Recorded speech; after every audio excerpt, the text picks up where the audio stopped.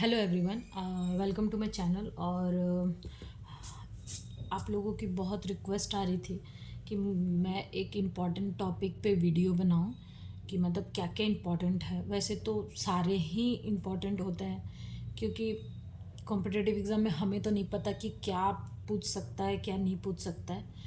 तो वैसे तो अगर आपके पास टाइम है तो आप सब कुछ पढ़ो, अच्छे से रिवीजन करो, अपना 100% दो। क्लियर। लेकिन अगर आपके पास टाइम नहीं है, क्योंकि सेट का एग्ज़ाम बहुत ऐसे भी बच्चे देते हैं जिनके पास इतना, जैसे कोई घर में हाउसवाइफ है, कोई कोई कहीं जॉब करता है, तो उसके लिए तो इतना प्रॉपर टाइम नहीं होता है। तो मैंने मतलब महाराष्ट्र सेट और बहुत सारे सेट के और एमपी सेट के भी और बहुत सारे सेट एग्ज़ाम के पेपर का एनालिसिस करके कुछ इम्पॉर्टेंट टॉपिक्स को मैंने देखा है कि मतलब ये टॉपिक से क्वेश्चन बार बार आते हैं। और मतलब इस टॉपिक से क्वेश्चन मतलब 90% चांस होता है कि हाँ, ये टॉपिक से एक क्वेश्चन आएगा। तो आपको मैं यहाँ पे वो टॉपिक्स बता रही हूँ जिसको आपको मतलब अगर आपके पास कम टाइम है या आपने पहले से प्रिपरेशन नहीं की है, आप अभी 1 डेढ़ महीने में उसका प्रिपरेशन करके एग्ज़ाम देना चाहते हो, तो आप इसके मतलब इससे गो थ्रू हो सकते हो। और अगर आपने पहले से प्रिपरेशन ले रखी है तो आप इन टॉपिक्स को अच्छे से रिवाइज मतलब कर सकते हो। ठीक है। क्योंकि ऐसे कॉम्पिटिटिव एग्ज़ाम्स में तो मतलब हाँ, होता है कि जैसे बहुत सारे टॉपिक ऐसे होते हैं जो बार बार रिपीट होते हैं, जहाँ से क्वेश्चंस रिपीट ना हो पर वो टॉपिक से कोई ना कोई क्वेश्चन आएगा। ऐसा एक क्राइटेरिया हमने पिछले पेपर्स में ऐसा देखा है। ठीक है, तो मैं यहाँ पे बता रही हूँ आपको, आप उसे देखो और उससे गो थ्रू करो। अच्छा, एक और चीज़ जो मैं बोलना चाहती हूँ कि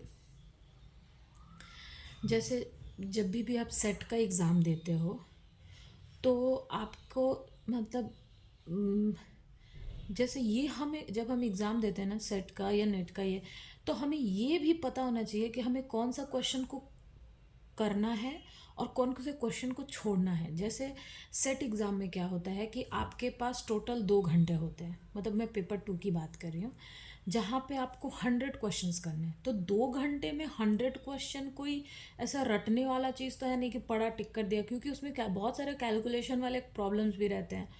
तो आप मतलब पहले मैं ये कहूँगी कि जब भी आप पेपर करो तो पहले आप एक बार मतलब शुरू से लेकर के मतलब जैसे क्वेश्चन नंबर 51 से शुरू होता है, तो 51 से 150 पूरे क्वेश्चंस को एक बार आप देख लो।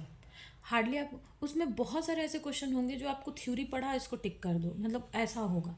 तो पहले तो आप उन क्वेश्चंस को दे कर लो जिनमें आपको मतलब सिर्फ पढ़ा और आंसर टिक करा ऐसा। फिर आप क्योंकि आप पढ़ोगे ना तो आपकी प्रिपरेशन के अकॉर्डिंग आपको समझ में आ जाएगा कि ये क्वेश्चन कम टाइम में मैं कर लूँगा या कर लूँगी, या मैं इस टाइम इसमें कम टाइम जो मतलब टाइम को कैसे मैं मैनेज करूँ। ठीक है। तीसरी चीज़ है कि सेट एग्ज़ाम में कोई नेगेटिव मार्किंग तो होती नहीं है, तो हमें मतलब बोलते हैं ना कि तुक्का लगाना। ठीक है। तो जो क्वेश्चन हमें नहीं आता उसमें भी तुक्का लगा देना है, नेगेटिव मार्किंग तो है नहीं, तो फिर हम कोई क्वेश्चन क्यों छोड़ें। तो उसके लिए लेकिन वहाँ पे क्या ऑनलाइन पे तो है नहीं, ऑफलाइन में आपको सर्कल फिल करना होता है तो उसमें भी टाइम जाता है। तो आपको इस तरह से चीज़ों को मैनेज करना है ना एग्ज़ाम में कि आप मतलब कम से कम पूरे 150 के 150 को कम से कम सर्कल तो करके आ जाओ।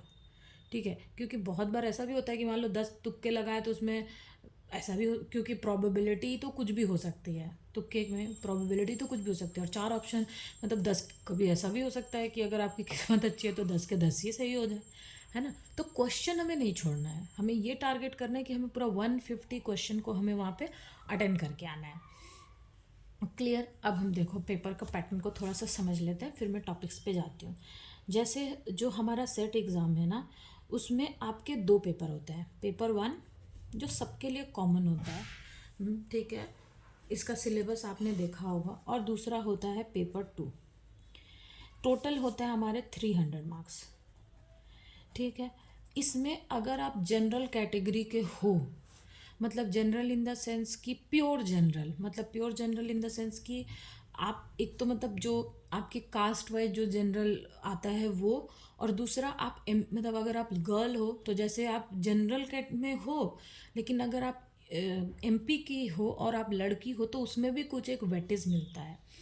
तो प्योर जनरल का मतलब है कि एक तो आप जनरल कास्ट में भी हो, दूसरा आप यूपी आप, और अगर आप किसी भी कास्ट के नहीं हो, जैसे मतलब जैसे आप जैसे एसटी एससी ओबीसी इन या ईडब्ल्यूएस इन सब में आते हो आप, हाँ, लेकिन आप एमपी के नहीं हो तो भी आप जनरल में ही हो, ठीक है।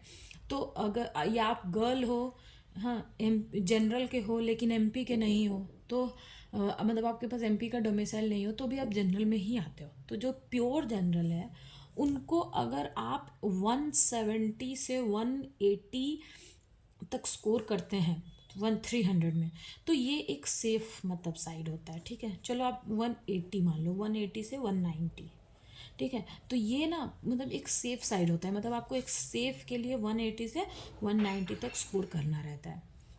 मैं जनरल की बात कर रही हूँ, ठीक है। ये मैक्सिमम मतलब इतना अगर आप स्कोर कर लेते हो तो आप सेफ में रहते हो कि मतलब हाँ मेरा क्लियर हो जाएगा एग्ज़ाम। तो इसके लिए आपको पेपर वन को इग्नोर नहीं करना है।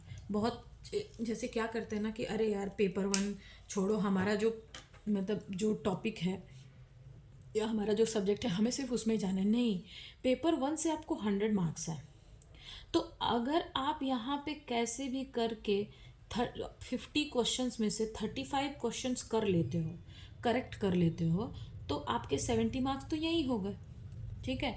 और आपको 180 लाना है तो यहाँ से आपको फिर 110 ही तो स्कोर करना है ना। अगर आप यहाँ से 70 स्कोर कर लेते हो तो यहाँ से 110 ही आपको स्कोर करना है। तो इसीलिए मैं बोल रही हूँ कि आप पेपर वन को इग्नोर मत करो जितना पॉसिबल है। अगर आपके पास नोट्स नहीं है या आपने कहीं से प्रिपरेशन नहीं ली है या बुक नहीं है या इतना टाइम नहीं है, यूट्यूब पे आपको बहुत सारे ऐसे वीडियोस मिल जाएंगे जहाँ से आप पेपर वन के लिए अच्छे से प्रिपरेशन कर सकते हो, ठीक है। तो पेपर वन तो आप इग्नोर मत करो। मैं तो कहूँगी कि पेपर वन के लिए भी आप जितना हो सके उतना प्रिपरेशन करो, क्योंकि आप यहाँ से अगर 35 क्वेश्चंस कर लेते हो ना, मतलब करेक्ट कर लेते हो, तो आपके लिए बहुत ही मतलब आसान हो जाएगा पेपर टू के लिए, ठीक है। तो आप पेपर वन को तो बिल्कुल भी इग्नोर मत करो। ये तो मतलब मेरा सजेशन है कि आप पेपर वन को इग्नोर मत करो, पेपर टू पे फोकस करो, क्योंकि वो तो आपका सब्जेक्ट है, लेकिन पेपर वन को भी फोकस करो। मतलब आप यूट्यूब पे बहुत सारे वीडियो देख करके भी वहाँ से बहुत अच्छे से मतलब वहाँ पे एक्सप्लेन होता है, या लोग ऐसा मतलब वहाँ पे लोग ऐसे पेपर को लेकर के वीडियोस बनाते हैं, तो आप वहाँ पे देखो और उसको भी प्रिपरेशन में रखो, ठीक है। अब हम फिज़िक्स की बात करते हैं। हमारा जो पेपर टू है उसकी हम बात करते हैं। तो पेपर टू में ना हमारे जो है वो मतलब फिज़िक्स में हमारे पेपर टू में कौन कौन से पेपर हैं। तो पहला है मैथमेटिकल फिज़िक्स, ठीक है। दूसरा है हमारा क्वांटम फिज़िक्स, क्वांटम मैकेनिक्स या क्वांटम फिज़िक्स आप बोलो। थर्ड है हमारा इलेक्ट्रोडायनामिक्स, ठीक है। उसके बाद आप यहाँ पे फोर्थ आता है हमारा nuclear and particle physics, particle physics, ठीक है।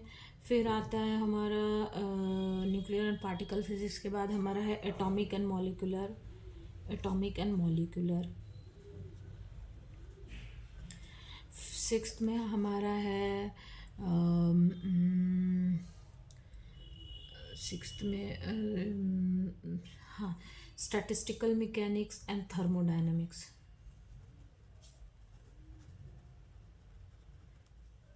क्लियर। सेवेंथ में आता है हमारा स्टैटिस्टिकल हो गया और थर्मो, ये एक साथ ही रहता है। उसके बाद आता है हमारा सॉलिड स्टेट, जिसको हम कंडेंस मैटर फिजिक्स भी बोलते हैं, सॉलिड स्टेट, ठीक है। फिर है हमारा classical mechanics, very important, classical mechanics.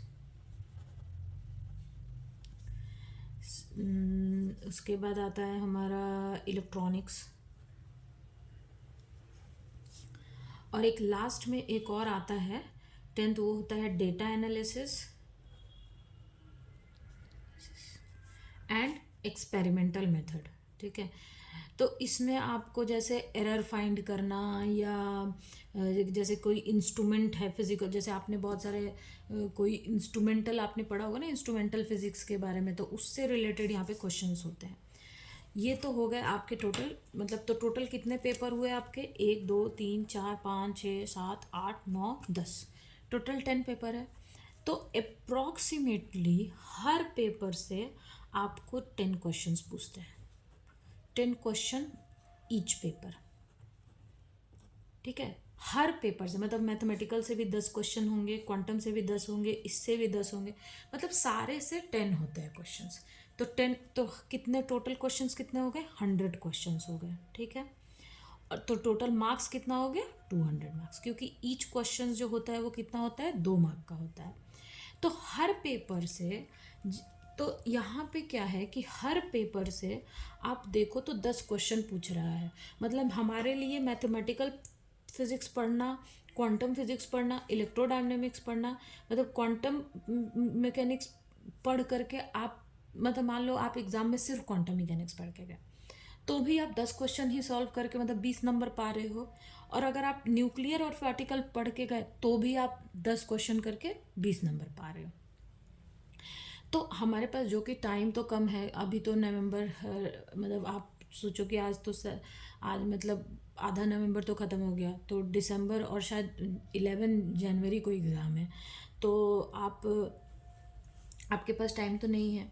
तो हम सबसे पहले क्या करेंगे, हम इसमें से जो इजी पेपर है उसको हम टारगेट करेंगे। तो जैसे हमारा nuclear and particle physics easy है, एटॉमिक एंड मॉलिकुलर इजी है, तो हम इस 2 पेपर को, मतलब, और इसका सिलेबस भी थोड़ा कम ही रहता है, मतलब इसमें जो टॉपिक्स है ना वो भी थोड़ा इलेक्ट्रोडायनेमिक्स और क्वांटम मैकेनिक्स इनके कंपैरिजन कम है।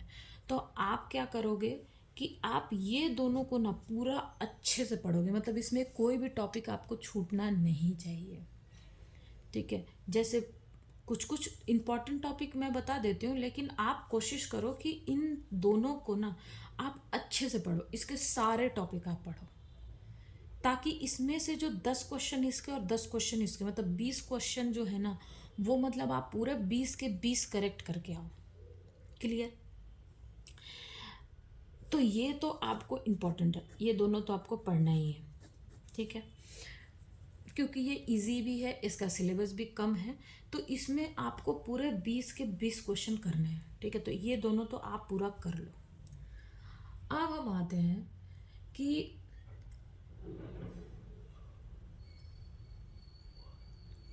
ये दोनों को तो आपने, मतलब मैंने बोला ना कि इसको आपको पूरा पढ़ना है, इसमें कोई इंपॉर्टेंट टॉपिक और ऐसा कुछ नहीं है, तो इसको आपको पूरा पढ़ना पड़ेगा। अब हम आते हैं कि मैथमेटिकल फिजिक्स में क्या क्या इंपॉर्टेंट टॉपिक है।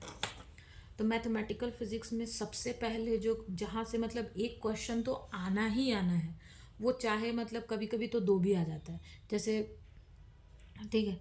तो आपको सबसे पहले पढ़ना है मैट्रिक्स। मैट्रिक्स में आपको इसकी प्रॉपर्टीज़ को अच्छे से पढ़ना है, मतलब, और आइगन वैल्यू और आइगन फंक्शन निकालना है, निकालने के लिए आइगन वैल्यू एंड फंक्शन, मतलब ये यहाँ से एक क्वेश्चन तो आएगा। बहुत बार ऐसा होता है कि प्रॉपर्टी से भी एक क्वेश्चन आ गया और आइगन वैल्यू, मतलब आइगन वैल्यू को फाइंड करने का भी एक क्वेश्चन आ गया। तो ये तो आपको पढ़ना ही पढ़ना है, मतलब एक क्वेश्चन आप सोच लो कि यहाँ से आएगा। आप कोई भी सेट का एग्ज़ाम दो, महाराष्ट्र सेट का, एमपी सेट का, वेस्ट बंगाल सेट का, कहीं का भी आप सेट का एग्ज़ाम दो, आपको ये क्वेश्चन तो मिलेगा ही मिलेगा, ठीक है। दूसरा है हमारा जो सबसे मोस्ट इम्पॉर्टेंट है, वो है कॉम्प्लेक्स, ठीक है। कॉम्प्लेक्स वाला जो चैप्टर है, तो कॉम्प्लेक्स में क्या, तो complex integration, integration and find the residue, ठीक है। मतलब ये जैसे एक बोला ना कि एक क्वेश्चन यहाँ से तो ज़रूर है, तो एक क्वेश्चन यहाँ से भी ज़रूर है, या तो रेसिड्यू फाइंड करना है या उसको इंटीग्रेशन सॉल्व करना है। तो ये जो 2 टॉपिक है ये तो आपको पढ़ना ही पढ़ना है। मैं वही टॉपिक बता रही हूँ जो बहुत इंपॉर्टेंट है, ठीक है। आपके पास टाइम है, आप पूरा पढ़ो, लेकिन अगर आपके पास टाइम नहीं है लेकिन आप चाहते हो कि मैं प्रिपरेशन, मतलब कम टाइम में प्रिपरेशन करने की मैं बात बता रही हूँ, तो ये तो आपको पढ़ना ही पढ़ना है। तीसरा है जो सबसे इम्पॉर्टेंट होता है, वो होता है वेक्टर, मतलब वेक्टर से एक क्वेश्चन आएगा। तो वेक्टर में सबसे इम्पोर्टेंट में क्या, जैसे डॉट प्रोडक्ट हो सकता है एंड क्रॉस प्रोडक्ट। अच्छा, ये आप बोलोगे ma'am dot product cross product से जैसे कि डॉट मतलब एंगल फाइंड करना या एरिया फाइंड करना, ठीक है। तो मतलब डॉट और क्रॉस प्रोडक्ट से एक क्वेश्चन होता है। फिर डाइवर्जेंस थ्योरम, थ्योरम है, स्टोक्स थ्योरम है, ठीक है। गॉस तो ये जो थ्योरम्स है ना, स्टोक्स थ्योरम, डाइवर्जेंस थ्योरम, तो यहाँ से मतलब इसका जो है वो एप्लीकेशन आता है, ठीक है। मतलब जैसे कोई क्वेश्चन है, वहाँ से अगर आपको एरिया बोल दिया फाइंड करने के लिए, तो वहाँ पे क्रॉस प्रोडक्ट या उससे डॉट प्रोडक्ट से नहीं हो रहा है, तो वो एप्लीकेशन जो होता है ना डाइवर्जेंस थ्योरम का, स्टोक्स थ्योरम का, मतलब कैसे इसको हम प्रॉब्लम में यूज़ करते हैं, तो वो एक आ सकता है। जैसे आपने 2024 में भी एक क्वेश्चन देखा होगा जहाँ पे मैंने डाइवर्जेंस थ्योरम लगा करके वो प्रॉब्लम सॉल्व किया था। तो उस टाइप के क्वेश्चन, इस टॉपिक से उस टाइप के क्वेश्चन आते हैं। मतलब ये बहुत इंपॉर्टेंट है। इसमें actually Laplace transformation, Fourier transformation, यहाँ से भी क्वेश्चन आते हैं। लेकिन मतलब आप उसमें क्या, उसके जो फॉर्मूले होते हैं ना लैपलास ट्रांसफॉर्मेशन का और फूरियर ट्रांसफॉर्मेशन का, वो फॉर्मूला कम से कम आप पढ़ लेना, ठीक है। तो फोर्थ में हो गया Fourier transformation and Laplace transformation का फॉर्मूला। बहुत बार सिर्फ जो क्वेश्चन है ना वो इनके फॉर्मूले पे ही आ जाते हैं, ठीक है। तो लैपलास ट्रांसफॉर्मेशन, फूरियर ट्रांसफॉर्मेशन, ये आपको पढ़ना है। उसके बाद एक और इम्पॉर्टेंट टॉपिक है, वो होता है जितने पॉलिनोमियल्स हैं, जैसे लिजेंडर पॉलिनोमियल, हर्माइट पॉलिनोमियल, और जितने भी सिलेबस में मतलब पॉलिनोमियल्स के बारे में दिया हुआ है कि ये पॉलिनोमियल सिलेबस में, उन सारे पॉलिनोमियल्स के आपको रेकरेंस रिलेशन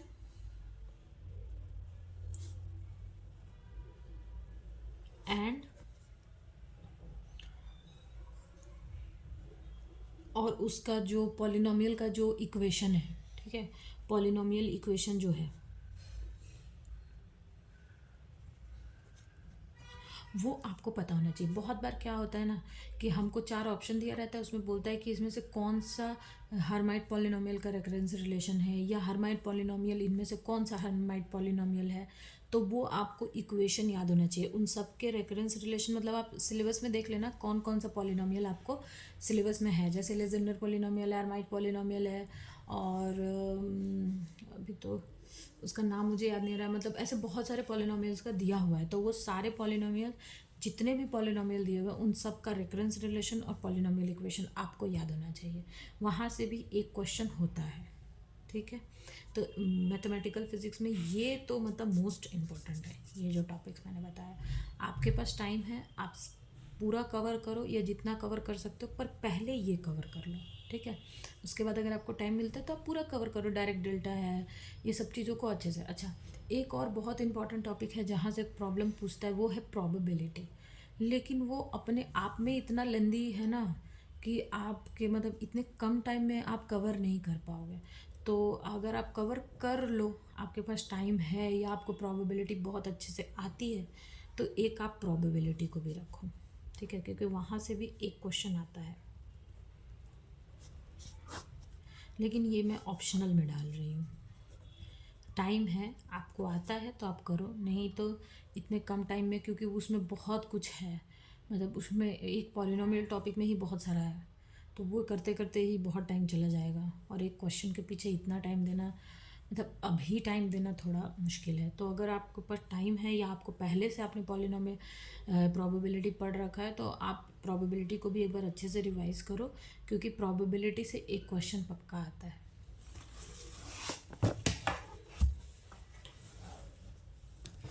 ओके ना, अब हमारा है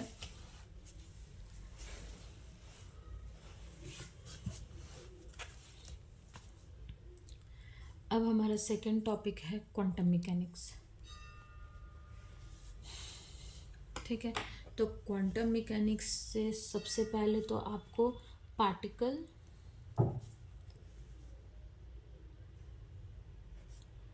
कन्फाइंड इन बॉक्स। ठीक है, इसमें आपको उसका वेव इक्वेशन, उनकी एनर्जी ये याद होनी चाहिए। उसका wave equation, sorry, wave equation and energy. ठीक है, सेकेंड है हार्मोनिक ऑसिलेटर एंड, इसमें आप ट्रंकेटेड हार्मोनिक ऑसिलेटर को भी ऐड कर सकते हो। हार्मोनिक ऑसिलेटर है, फिर हाइड्रोजन एटम है, और इसी हाइड्रोजन एटम में अरेंजमेंट्स ऑफ पार्टिकल।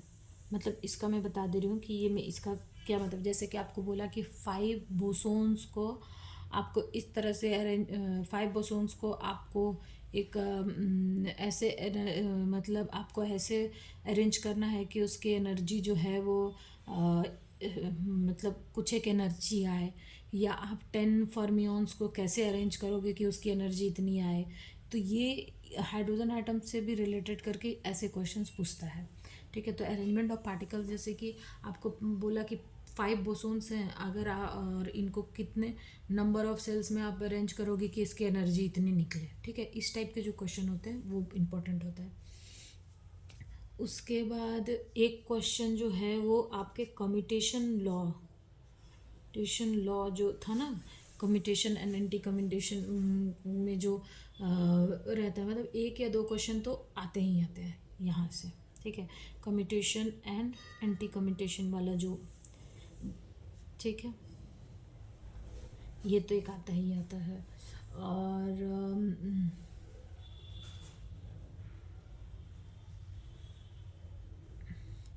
एक ब्रैकेट से भी आता है।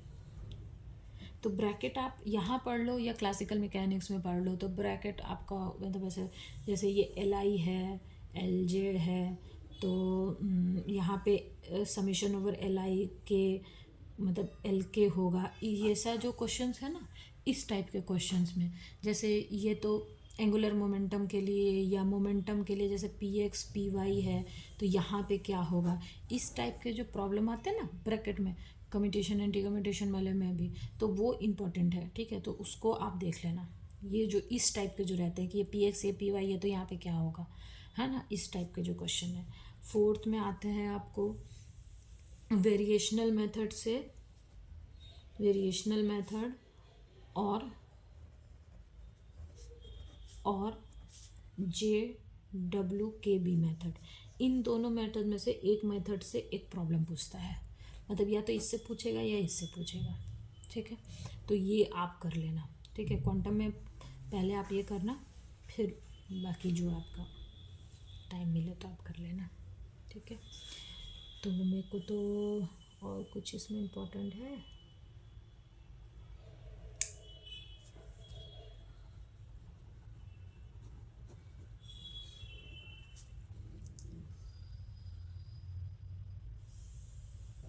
ओके। सो क्वांटम में तो आप इतना ही कर लो।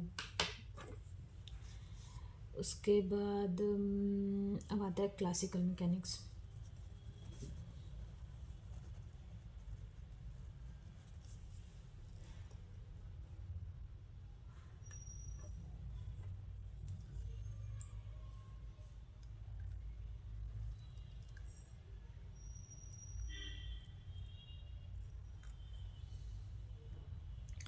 क्लासिकल मैकेनिक्स में हाँ, डिग्री ऑफ फ्रीडम एक क्वेश्चन आ सकता है, 80% चांस रहता है कि डिग्री ऑफ फ्रीडम से एक क्वेश्चन आएगा। सेकंड है लैग्रेंजियन एंड हैमिल्टोनियन।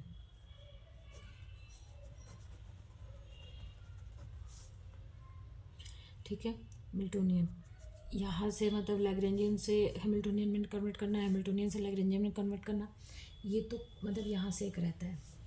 थर्ड सबसे मोस्ट इम्पॉर्टेंट है कैनोनिकल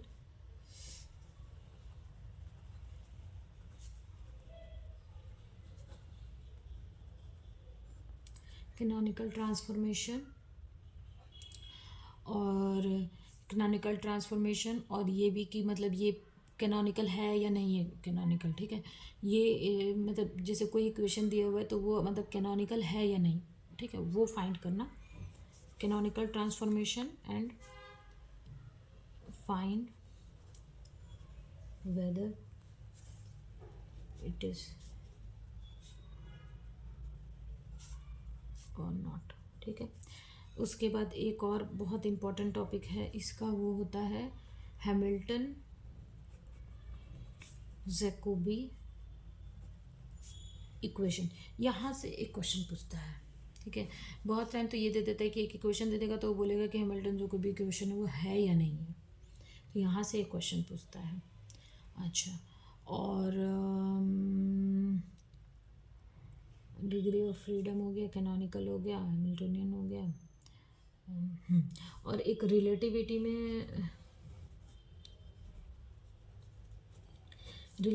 में ना एक क्वेश्चन आपको जो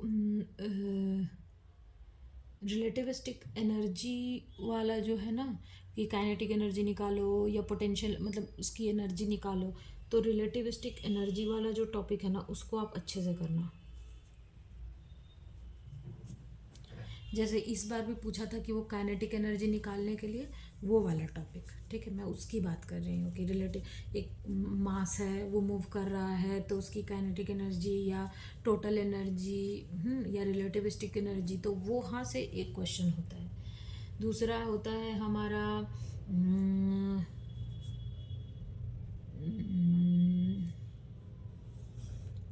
Galilean transformation.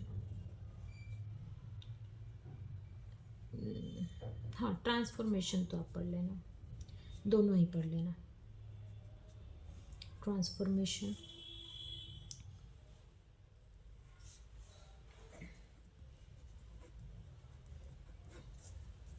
Galilean and Lorentz transformation, ठीक है। और मूविंग चार्ज पार्टिकल का जो हैमिल्टोनियन होता है वो, ठीक है, मूविंग चार्ज पार्टिकल हैमिल्टोनियन, ठीक है। तो ये भी एक इम्पॉर्टेंट टॉपिक है रिलेटिविटी में।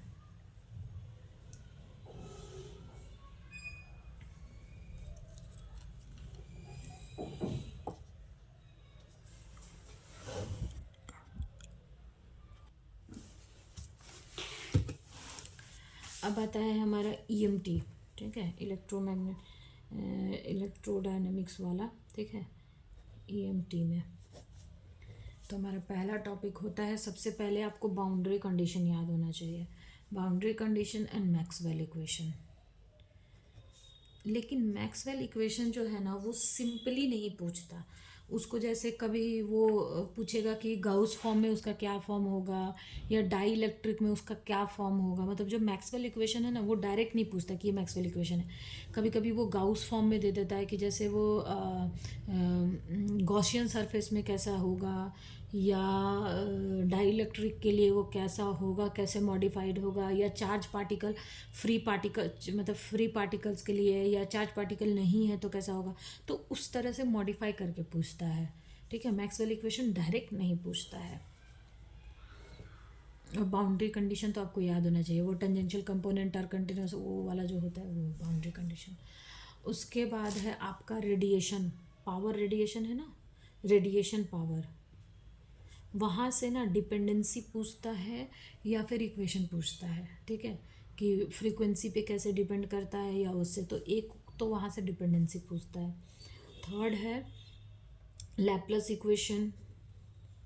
लैप्लस इक्वेशन का ना लैप्लस इक्वेशन हो गया और पॉइजन्स इक्वेशन हो गया, इसका ना आपको यहाँ से इसका एप्लीकेशन पूछता है, ठीक है,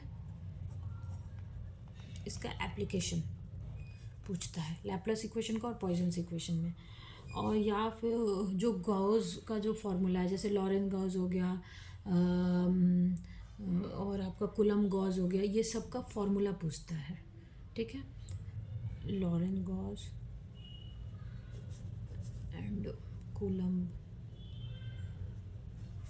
गॉस का फॉर्मूला, ठीक है, तो ये भी आप पूरा अच्छे से पढ़ना, क्योंकि वहाँ पे कभी कभी बोल देता है कि पार्टिकल नहीं, मतलब चार्ज पार्टिकल नहीं है, तो वो कैसे, तो उस तरीके से इसका फॉर्मूला पूछता है। उसके बाद आप यहाँ पे जो ईएम वेव है, इलेक्ट्रोमैग्नेटिक वेव से जो क्वेश्चन पूछता है वो हो गया आपका पोलराइजेशन, वेव गाइड,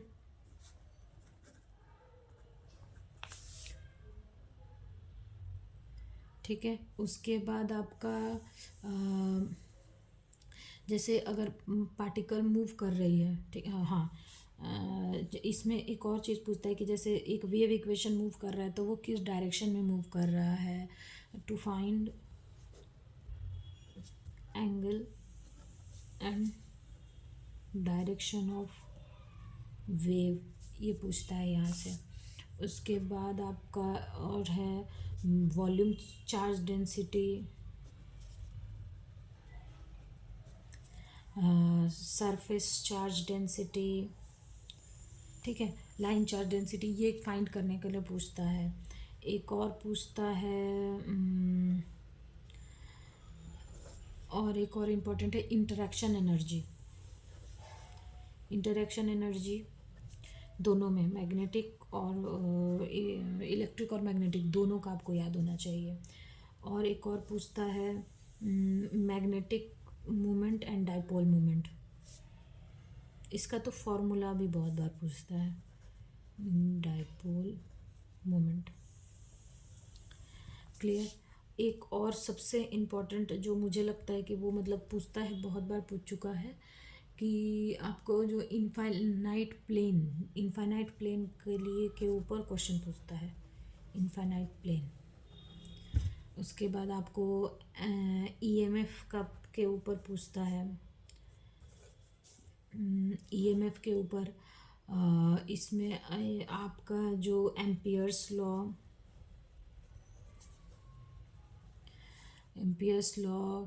के एप्लीकेशंस के ऊपर रहता है, ठीक है, एप्लीकेशन, ठीक है।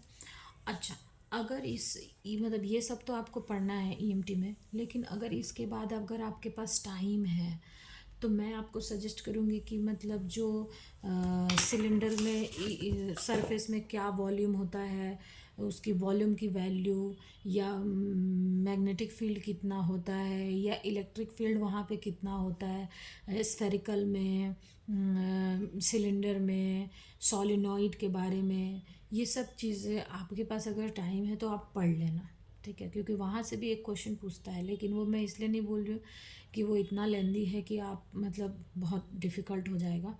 तो अगर आपको टाइम मिलता है तो वो आप एक बार पढ़ लेना, क्योंकि वहाँ से भी एक क्वेश्चन होता है। या फिर वही मतलब उसी को यूज़ करके ना, ये सर्फ वॉल मतलब उसको अगर आप याद रहेगा तो ये volume charge density, surface charge density, line charge density, ये सब कैलकुलेट करना आपके लिए आसान हो जाएगा, ठीक है। जैसे सिलेंडर है तो सिलेंडर के मिड पॉइंट में या आउटसाइड में कितना इलेक्ट्रिक फील्ड होता है या मैग्नेटिक फील्ड होता है, मतलब कितना होता है, तो ये आप अगर पढ़ेंगे, अगर आपको याद रहेगा तो वॉल्यूम चार्ज डेंसिटी निकालना, सरफेस चार्ज डेंसिटी निकालना आपके लिए आसान होगा।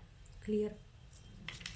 अच्छा, मैंने किसके किसके बारे में बता दिया, मैथमेटिकल, क्वांटम, इलेक्ट्रोडायनेमिक्स, ये सब हो गया।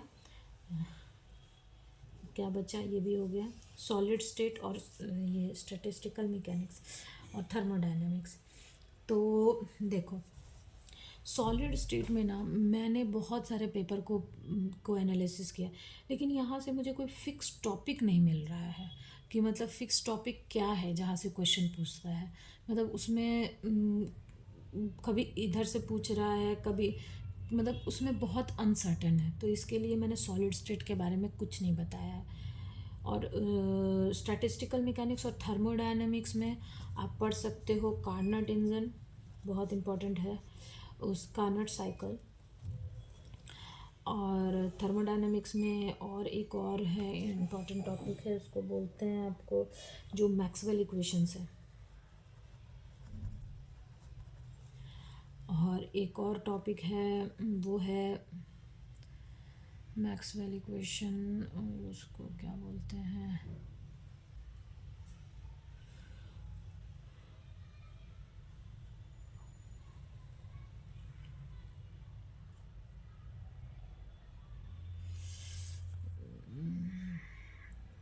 मुझे याद नहीं आ रहा है।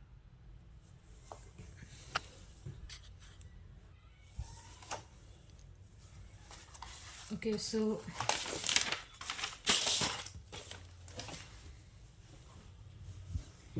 यहाँ पे कार्नोट साइकिल है, मैक्सवेल इक्वेशन है, और वो जो क्वेश्चन होते हैं ना कि स्टीम एनर्जी में से उसको अगर हमने कन्वर्ट किया, खैर वो तो बहुत डिफ़िकल्ट हो जाएगा, बस आप ये दोनों थर्मोडायनेमिक्स से पढ़ लेना। और स्टैटिस्टिकल मैकेनिक्स से मैं बता देती हूँ।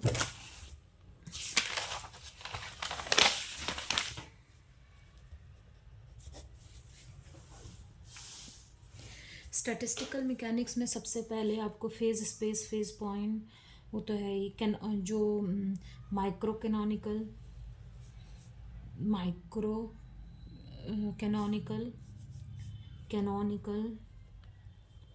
एंड ग्रैंड कैनोनिकल,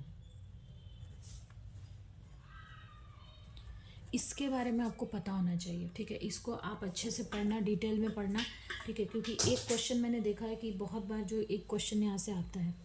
सेकेंड है आपका पार्टीशन फंक्शन, ठीक है, ये इम्पोर्टेंट है क्योंकि बहुत बार जैसे आपको, तो ये पार्टीशन फंक्शन आपको हर इसमें, जैसे फर्मी डिस्ट्रीब्यूशन है, उसके बाद आपका जो हाँ, पार्टीशन फंक्शन आपका एफ मतलब कि फर्मी डिस्ट्रीब्यूशन में, उसके बाद आपका बीई में, और क्लासिकल में, मतलब सब का पूरा, मतलब सब आपको आना चाहिए। जैसे वो किसी भी उसमें पूछ सकता है कि जैसे कोई क्वेश्चन है तो क्वेश्चन दिया तो आपको पूछना पड़ेगा कि मतलब बोलेगा कि इसका पार्टीशन फंक्शन निकालो। जैसे एक नंबर ऑफ पार्टिकल्स है, नंबर ऑफ बोसोन्स है, उसको हमने एक बॉक्स में अरेंज किया तो उसका पार्टीशन फंक्शन निकालो। तो यहाँ से पार्टीशन फंक्शन जो है वो बहुत ही इम्पॉर्टेंट होता है। उसके बाद जो सबका जो एफ इक्वेशन होता है, जैसे कि एफ डी में क्या होता है, एफ ई जो होता है वो क्या होगा आपका 1/E अल्फ़ा बीटा E+1। तो ये जो इक्वेशन होता है ना, ये आपको सबके लिए आना चाहिए, मतलब एफ डी में भी, बी ई का भी, ये आपको आना चाहिए।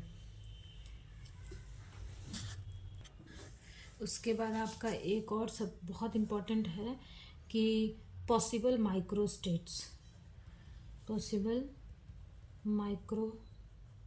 State in MBS। उसके बाद आपका मतलब BE एंड FD, ठीक है। सब में पॉसिबल माइक्रोस्टेट कितना होता है वो भी आप मतलब लर्न कर लेना, ठीक है।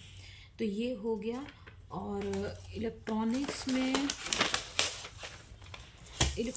और सॉलिड स्टेट का मैंने कुछ पैटर्न तो उतना मुझे नोटिस में मिला नहीं।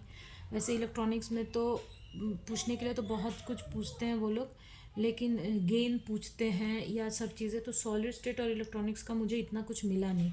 मतलब मैं एनालिसिस करके निकाल नहीं पाई कि किस टाइप का क्वेश्चन और क्या किस टॉपिक से क्वेश्चन बार बार पूछ रहे हैं। तो मैंने अपने एनालिसिस से ये एक पैटर्न बनाया है कि आपको कौन से चैप्टर में कौन सा टॉपिक इम्पॉर्टेंट है जिसको आपको कवर करना है और जिसको आपको पूरा पढ़ना है, मैंने वो भी बना दिया है।